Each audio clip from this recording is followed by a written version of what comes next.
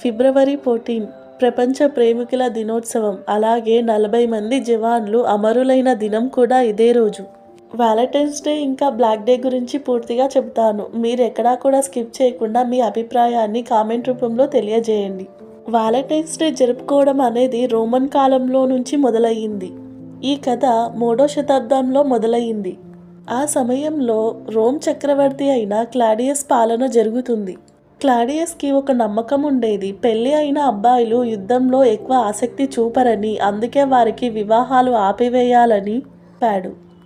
అయితే క్రైస్తవ గురువైన సెయింట్ వ్యాలంటైన్ రాజు యొక్క నిర్ణయాన్ని సమర్థించలేదు.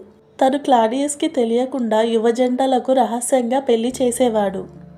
ఈ విషయం తెలుసుకున్న క్లాడియస్ సెయింట్ వ్యాలంటైన్ని తీసుకొచ్చి జైల్లో వేస్తాడు. అప్పుడు వ్యాలంటైన్ జైల్లో పనిచేస్తున్న ఒక జైలర్ కూతుర్ని బాగా ప్రేమిస్తాడు. ఆమెకు తన ప్రేమ విషయాన్ని తెలియజేయడం కోసం వ్యాలంటైన్ ఒక ప్రేమలేఖను రాసి దానిపై యువర్ వ్యాలంటైన్ అని రాసి ఇస్తాడు. ఈ విషయం తెలుసుకున్న క్లాడియస్ వ్యాలంటైన్కి ఫిబ్రవరి 14న మరణశిక్షను విధిస్తాడు. ఆయన ప్రాణత్యాగాన్ని ప్రేమికుల కోసం అంకితం చేశారు. అందుకే ఫిబ్రవరి 14 రోజున వ్యాలంటైన్స్ డేగా జరుపుకుంటారు. అయితే ఈ వ్యాలంటైన్స్ డే గురించి అందరికీ ఏ విధంగా తెలిసిందో మీకు తెలుసా?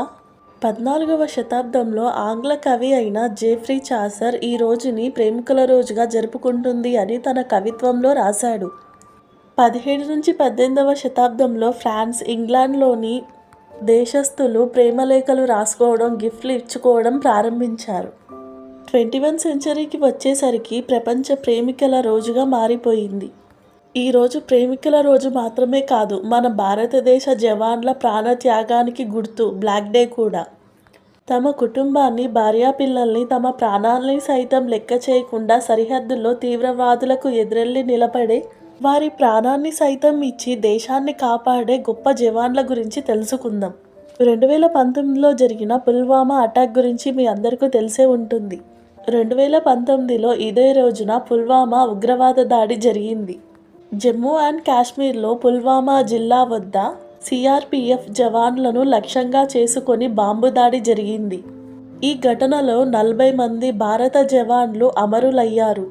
అందుకే మన భారతదేశంలో చాలామంది ఈ రోజుని బ్లాక్ డేగా జరుపుకుంటారు.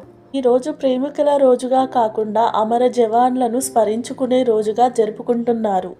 కొన్ని దేశాల్లో ఈ రోజుని ప్రేమికుల రోజుగా కాకుండా బ్లాక్ డేగా జరుపుకుంటున్నారు. కొరియా,